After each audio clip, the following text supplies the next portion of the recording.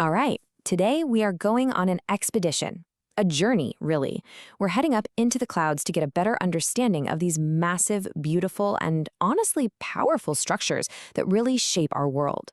Mountains. Just wow. Take a look at this. This is exactly where we're going. Up there. Into a world of steep slopes, incredibly sharp peaks, and just staggering beauty. You can see why this kind of landscape has inspired awe and wonder in people for, well, forever. This ancient saying from the Atharva Veda, it just sets the perfect tone for our journey. It's a great reminder that our connection to these incredible landforms isn't just scientific, right? It's personal. It's about the bond between us and our planet. So to really start our climb, we've got to begin at ground level. I mean, the surface of our Earth isn't just some uniform, flat canvas. No way. It's this dynamic, incredible tapestry of different shapes and features, all sculpted over millions and millions of years. Geographically speaking, we can pretty much group all of Earth's features into three main categories. You've got the mountains, these elevated flatlands we call plateaus, and then the low-lying plains.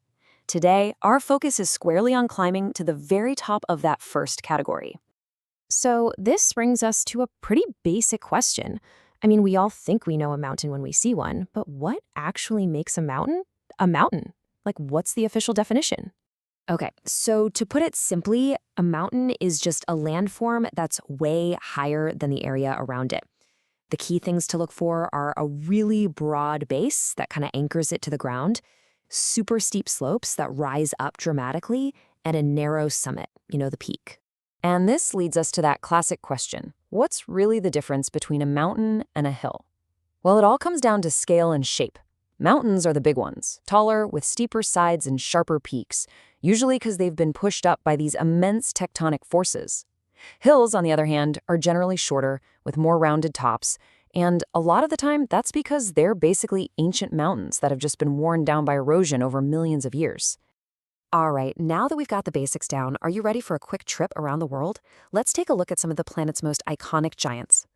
First stop, the Alps in Western Europe. This is Mont Blanc. Its name literally means white mountain. It's the highest peak in the Alps, and it's pretty much considered the birthplace of modern mountaineering. Okay, now we're gonna leap across the Atlantic to South America. Towering over the Andes, you've got Mount Aconcagua, which is the highest peak you'll find anywhere in the world outside of Asia. Next, we are in Eastern Africa, looking at the majestic Mount Kilimanjaro. What's so unique about this one is that it's a dormant volcano, and it's an isolated mountain. It's not part of a bigger range. It just rises so dramatically from the plains around it. And now, we're at the top of the world, Mount Everest. It's the highest peak on Earth, smack in the middle of the formidable Himalayan range. And get this, it actually keeps growing by about 1/4 of an inch every single year because of tectonic uplift. Staying in the Himalayas, we see another absolute giant, Mount Kanchenjunga. It's the third highest mountain in the world, and for a while, people actually thought it was the highest on the planet. Our little world tour wraps up in South India with Anamudi. This is the highest peak in the Western Ghats mountain range, a region that's known for its absolutely incredible biodiversity.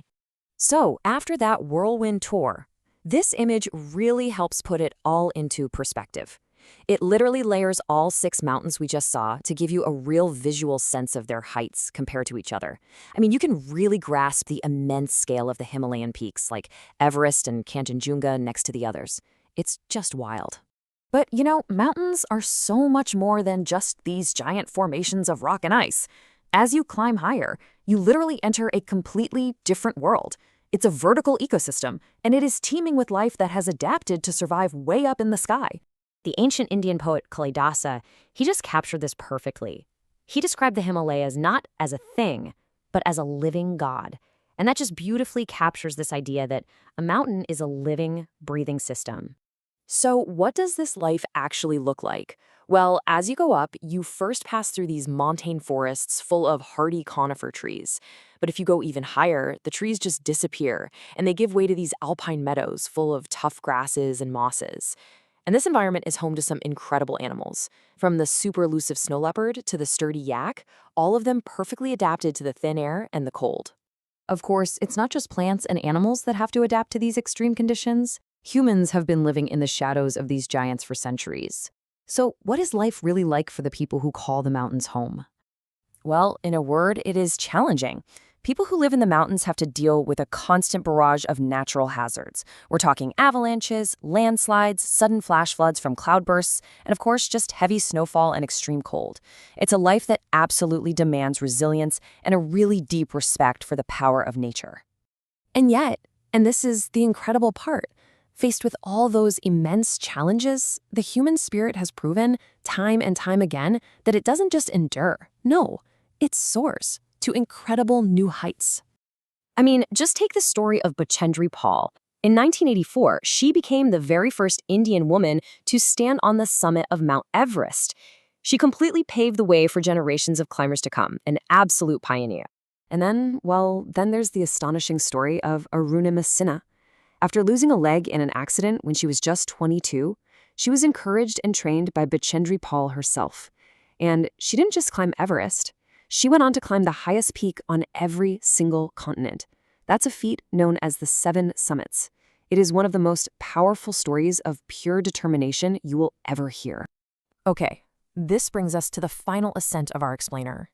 Because beyond the geology, beyond the biology, and the human challenge, there is this deeper spiritual connection that people have with these towering landscapes. For so many communities all around the world, mountains aren't just landforms, they are sacred. Mount Everest, for example, is known to Tibetans as Chomolungma, which means Mother Goddess of the World. To Nepalese, it's Sagarmatha, or Goddess of the Sky.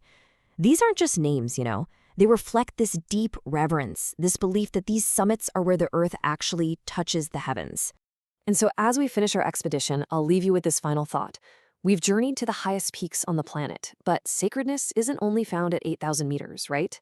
So just take a moment and ask yourself, what landscapes do you hold sacred?